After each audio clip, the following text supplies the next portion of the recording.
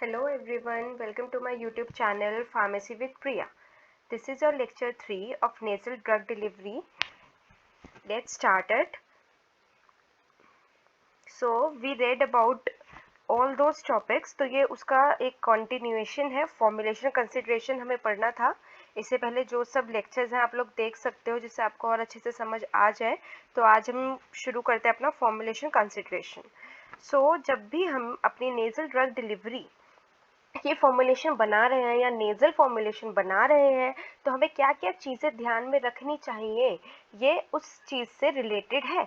ठीक है, formulation consideration. अगर मैं आपको लोगों को बोलूं कि ये काम करने में ये चीज़ कंसिडर करनी है तो मेरा क्या मतलब होगा कि अगर आप ये चीज़ कर रहे हो तो please take care of the following points. तो वही चीज़ होती है फॉर्मुलेशन कंसिडरेशन में भी.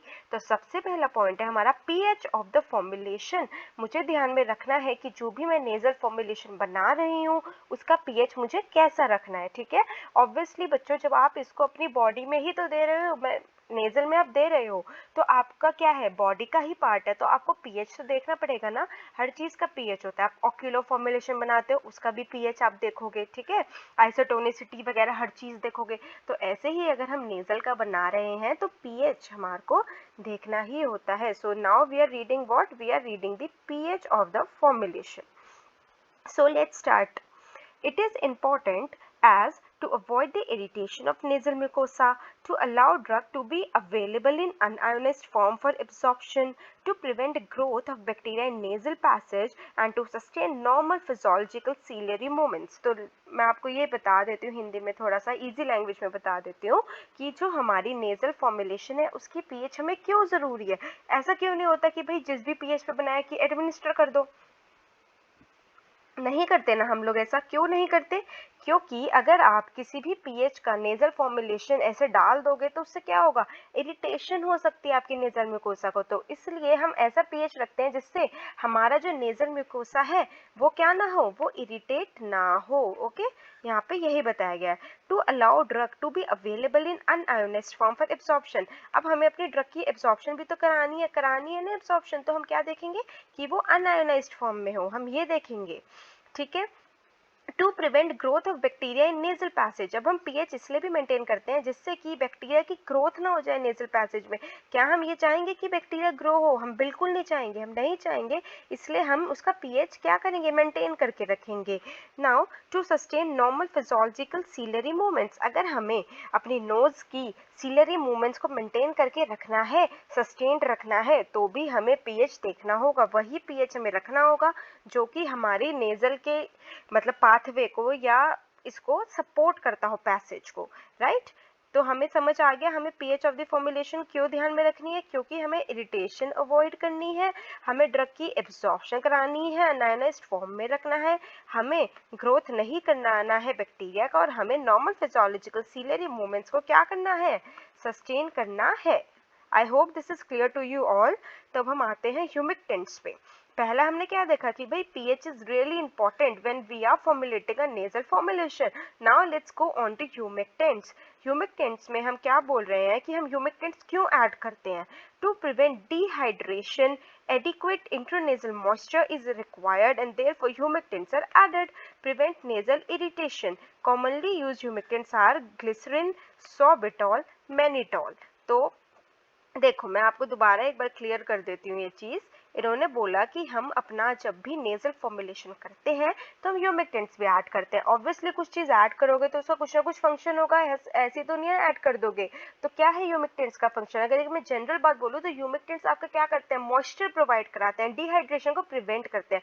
डिहाइड्रेशन एज इन अगर कोई बच्चा या आप लोग कम पानी पीते हो तो डिहाइड्रेशन हो जाता है ना. तो डिहाइड्रेट ना हो तो आप क्या करते हो, वाटर ज़्यादा लेते हो या ऐसे फ्रूट्स लेते हो जिसमें कंटेंट वाटर का अच्छा हो. तो वही है बेटा कि हम ह्यूमिक्टेंट्स भी नेजल में इसलिए ही डाल रहे हैं नेजल फॉर्मुलेशंस में, क्योंकि हमारी जो फॉर्मुलेशन है हमें अपना क्या करना है, जब हम अंदर उसको एडमिनिस्टर कर रहे हैं तो हम नहीं चाहते कि डिहाइड्रेशन की कंडीशंस अराइज हो, है ना. प्रॉपर एक मॉइस्चर बना रहे, तो इसलिए हम क्या डालते हैं, ह्यूमिक्टेंट्स डालते हैं. इसके अलावा नेजल इरिटेशन को भी ये प्रिवेंट करता है. ठीक है, नेजल इरिटेशन भी ये नहीं करता है. उस तो अब आगे बढ़ते हैं. कॉमनली यूज्ड ह्यूमिक्टेंट्स क्या होते हैं हमारे, ये एग्जांपल्स आप लोग याद रखना, ग्लिसरीन, सॉर्बिटॉल, मैनिटॉल, ये आपके क्या हैं, ये आपके ह्यूमिक्टेंट्स हैं जो हम ज़्यादातर यूज़ करते हैं नेज़ल फॉर्मुलेशन में। Getting my point. अब हम आते हैं ऑस्मोटिक एजेंट पे। अभी तक हमने पढ़ा है पीएच, हमें ध्यान में रखना है, हमने देखा ह्यूमिक्टेंट्स हमें ऐड करने हैं। अब हम आते हैं ऑस्मोटिक एजेंट पे। ऑस्मोटिक एजेंट्स क्या हैं और हम इन्हें क्यों डालते हैं। The osmolarity of the doses form affect the nasal absorption of the drug. बोल रहे हैं कि जो भी हम डोजेज फॉर्म बना रहे हैं तो उसकी जो ऑस्मोलैरिटी है उस पर भी डिपेंड करता है कि भाई हमारी ड्रग कितनी एब्जॉर्ब होगी नेजल में जाके, है ना, नोज में जाके। तो इसलिए हमें क्या जरूरी है, ऑस्मोलैरिटी भी चेक करना जरूरी है। The higher concentration of drug not only causes increased bioavailability but it also leads to the toxicity of the nasal epithelium. बोल रहे हैं कि अगर आप अपनी ड्रग ज्यादा यूज करोगे तो अगर आपकी बायोअवेलेबिलिटी बढ़ेगी तो एट द सेम टाइम वो टॉक्सिक भी हो सकता है नेजल एपिथेलियम को। तो इसलिए आपको ऑस्मोलैरिटी को ध्यान में रखना होता है। कॉमनली यूज्ड ऑस्मोटिक एजेंट्स आपके कौन कौन से हैं बच्चों, सोडियम क्लोराइड और सोडियम सल्फाइड। आगे बढ़ते हैं सोल्यूबलाइजर्स पे। सोल्यूबलाइजर्स की अगर बात करूं तो नाम से ही समझ आ रहा होगा कि वो जो सोल्यूबलाइज में हेल्प करते हैं। Aqua solubility of drug is always a limitation for nasal drug delivery of doses form. बोल रहे हैं कि जब भी हम नेजल ड्रग डिलीवरी सिस्टम बनाते हैं तो हमेशा जो सोल्यूबिलिटी है मेरी ड्रग की वो एक हिंड्रेंस कर देती है, लिमिटेशन लगा देती है। तो इसलिए हमें क्या करना पड़ता है, सोल्यूबलाइजर्स का यूज करना पड़ता है, जैसे ग्लाइकोल्स या फिर स्मॉल क्वांटिटीज ऑफ अल्कोहल, जैसे लैब्रासोल हो गया, सर्फिक्टेंट हो गए, ये सब चीजें हम ऐड कर देते हैं जिससे हमारी जो चीजें सोल्यूबलाइज हो जाए। ठीक है, लैब्रासोल, सर्फिक्टेंट, ग्लाइकोल्स, ये सब आप ऐड कर सकते हो। उसके अलावा अब हम आते हैं जेलिंग या विस्कोसिफाइंग एजेंट्स या फिर जेल फॉर्मिंग कैरियर्स पे।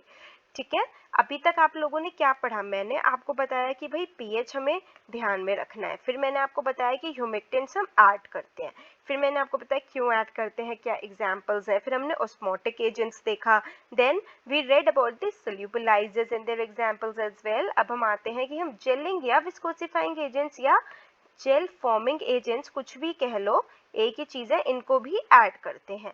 तो let's read about it. Increasing solution, heading भी दिखा देती हूँ आप लोगों को। ठीक है, this is the heading, gelling, viscosifying, gel forming carriers. Increasing solution viscosity may provide means of prolonging the therapeutic effect of nasal preparations. Obviously, देखो अगर आप नेजल में आपको एडमिनिस्टर करना है, ठीक है, आपने एकदम लिक्विड हम चीज बना देंगे तो क्या होगा, एडमिनिस्टर किया भाई वो तो लिक्विड है, क्या वो ठहरेगी, है ना, बिल्कुल। अगर मैं आपको लेमन लैंग्वेज में बताऊं, क्या वो फॉर्मुलेशन वह ठहर जाएगी। और अगर वहीं आप उसको थोड़ा सा विस्कस बना दोगे, विस्कस समझते हो, थोड़ा सा गाढ़ा कह दें जिसको, ठीक है, थोड़ा सा थिक बोल दूं अगर मैं, तो वो क्या करेगा, वो प्रोलॉन्ग करेगा आपकी नेजल प्रिपरेशन के थेरेप्यूटिक इफेक्ट को, राइट। क्यों, क्योंकि वो वहां पे ठहरेगा, ज्यादा ठहरेगा तो ज्यादा ड्रग रिलीज करके अच्छा इफेक्ट दिखाएगा। Now, highly viscous formulations interfere with the normal functions like ciliary beating or mucociliary clearance and thus alter the permeability of drug. Now, अब ये है कि कोई भी चीज ज्यादा कर दोगे तो भी खराब है, तो ये नहीं है कि बहुत विस्कस बना दिया, आपको एक ऑप्टिमम लेवल की विस्कोसिटी रखनी होगी। अगर ज्यादा विस्कस बना दोगे तो म्यूकोसिलरी क्लियरेंस वगैरह में वो क्या करता है, दिक्कत करता है, तो आपको ऐसा भी नहीं करना।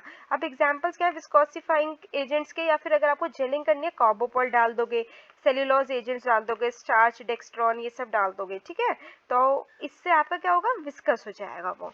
अब हम आते हैं एब्जॉर्प्शन एनहांसर्स पे। एब्जॉर्प्शन एनहांसर्स नाम से ही समझ आ रहा होगा, जो एब्जॉर्प्शन को क्या कर रहा है, एनहांस करा रहा है, बढ़वा रहा है। Unlike the most small drug molecules, some drugs and peptides do not cross the nasal membrane efficiently। कह रहे हैं कि आपके स्मॉल ड्रग मॉलिक्यूल्स तो इजीली फिर भी पेनिट्रेट कर जाते हैं, क्रॉस कर जाते हैं नेजल मेम्ब्रेन को, पर जो आपके ड्रग्स हुए, पेप्टाइड्स हुए, वो नहीं कर पाते हैं क्रॉस। तो उस केस में हम क्या करते हैं, ये आपका जो नेजल म्यूकोसा है ये एकदम इम्पर्मिएबल हो जाता है अगर किसी का भी आप कोई भी ऐसी चीजें यूज करो जिनका मॉलिक्यूलर साइज ग्रेटर है 1000 डेल्टन से, तो ये क्या करेगा, इम्पर्मिएबिलिटी शो करेगा। तो अब क्या हम ये करें कि यार ये इम्पर्मिएबल है तो हम तो इसको देते ही नहीं, हम किसी और का यूज करते हैं, क्यों भाई, अगर मुझे पर्टिकुलर कोई चीज एडमिनिस्टर करानी है तो मेरे को तो वही देना पड़ेगा। तो इस केस में मैं क्या करूंगी, हम यूज करेंगे एब्जॉर्प्शन एनहांसर्स को। The low nasal membrane permeability is due to molecular size, lack of lipophilicity and enzymatic degradation. तो आपकी जो लो नेजल मेम्ब्रेन परमेबिलिटी होती है ये इन सब चीज़ों की वजह से जाते हैं, मॉलिकुलर साइज हुआ, लिपोफिलिसिटी का लैक होना या एंजाइमेटिक डिग्रेडेशन हो जाना। तो हम क्या करते हैं उस केस में एब्जॉर्प्शन एनहांसर्स को यूज़ करते हैं जो कि हमारी इस प्रॉब्लम को क्या कर देता है, सॉल्व कर देता है। नाउ एंटीऑक्सीडेंट्स, या एंटीऑक्सीडेंट्स भी आपके बहुत ज़रूरी हैं। Usually, antioxidants do not affect drug absorption or cause nasal irritation. हम बोल रहे हैं कि आपके जो एंटीऑक्सीडेंट्स है ये ना ही ड्रग एब्जॉर्प्शन में इनका कोई रोल है ना ही किसी और चीज़ में।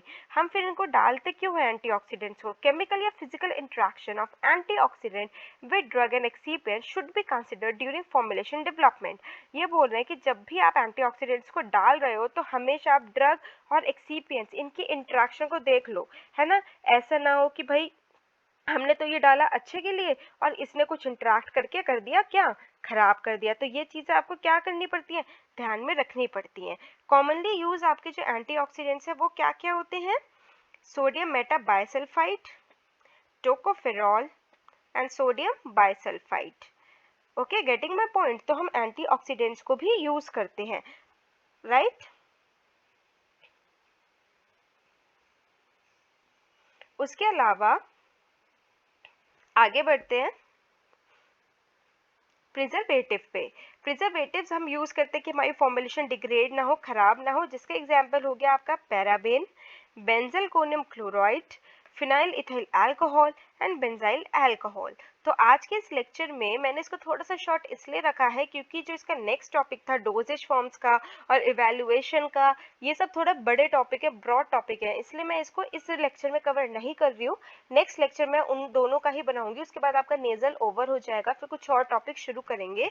तो इतने आप इसको रिवाइज करो। अभी मैं आपको बताती हूँ हमने क्या क्या कर लिया। फॉर्मुलेशन कंसिडरेशन का हमने पीएच देखा, हमने देखा हम ह्यूमिक्टेंट्स ऐड करते हैं, वी ऐड ऑस्मोटिक एजेंट्स, हम सोल्युबलाइजर्स ऐड करते हैं, चिलिंग या विस्कोसिफाइंग एजेंट्स ऐड करते हैं, एब्जॉर्प्शन एनहांसर्स ऐड करते हैं, एंटीऑक्सीडेंट्स ऐड करते हैं एंड प्रिजर्वेटिव ऐड करते हैं। तो आई होप ये लेक्चर आपको क्लियर था। इसके अलावा जो इसका नेक्स्ट पार्ट होगा बाकी की चीज़ें हम उसमें डिस्कस करते हैं। सो तब तक आप लोग ये रिवाइज कीजिए। किसी को कोई भी क्वेरी हो, कोई भी डाउट हो, कुछ ना समझ आए हो या मुझसे कुछ मिस हुआ हो, कुछ भी whatever, please mention it in the comment section. Okay, so I'll meet you in the next lecture. Thank you.